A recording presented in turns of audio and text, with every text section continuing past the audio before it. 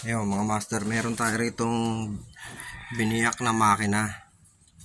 Ayun, may paparinig ako sa inyong unang video, tsaka papakita na yung tunog niya bago ko siya biyakin. Ito.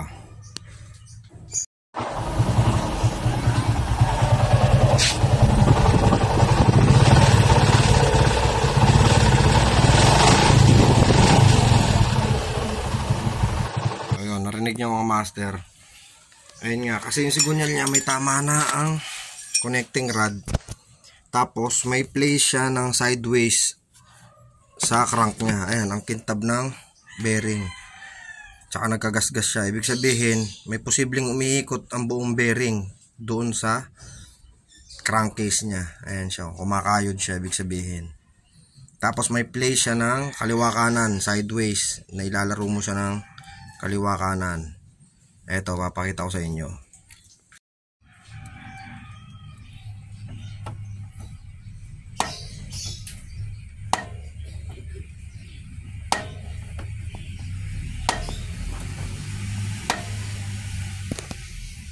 Mapakita ko.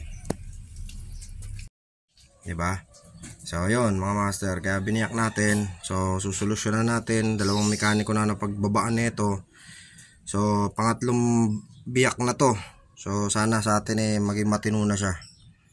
Yan. Pero pansin ko baka ipinilit tong ipasok ng medyo tabingi. Kaya nagkaroon siya ng gap. Nung umiinit na, syempre ang bakal umiimpis na. Nakayod na siya dahil ipinilit siyang ipasok. So, nagkaroon siya ng tendency lumuwag siya sa pinakabahay niya. Ay, mga bearing, may mga kalog-kalog na rin yun. Dahil sa puwersa. Hindi nga siya mabirit ng may-ari dahil natatakot nga. Dahil yung tunog, papalakas ng papalakas. So, yun mga master. Kaya dapat, pagka magkakabit ng sigunyal, siguraduhin lapat na lapat. Kasi pag hindi yan lapat, hindi yan magtatagpo. Kasi yung iba, umaasa yung mekaniko sa higpit ng tornilyo sa outer para maisalpak na maayos yung sigunyal. Hindi po pwede yun. Hindi siya proper. So pag magkakabit kayo, dapat painitan para lumambot ang bakal. Mas madali siyang ipasok. Itong mga bearing na to sa crankcase dito. Yan, iniinitan kasi to.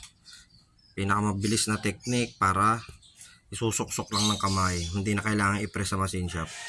So, ito lang dadaan sa machine shop natin.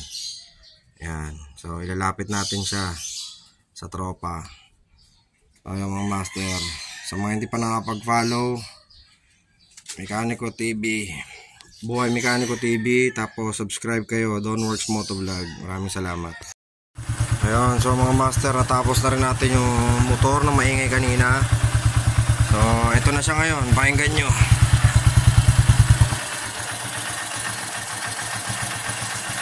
Ayan.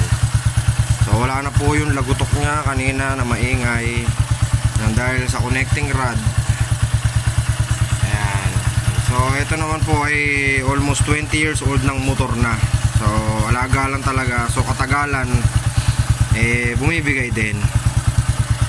So ayan mga master, follow na and subscribe. Maraming salamat.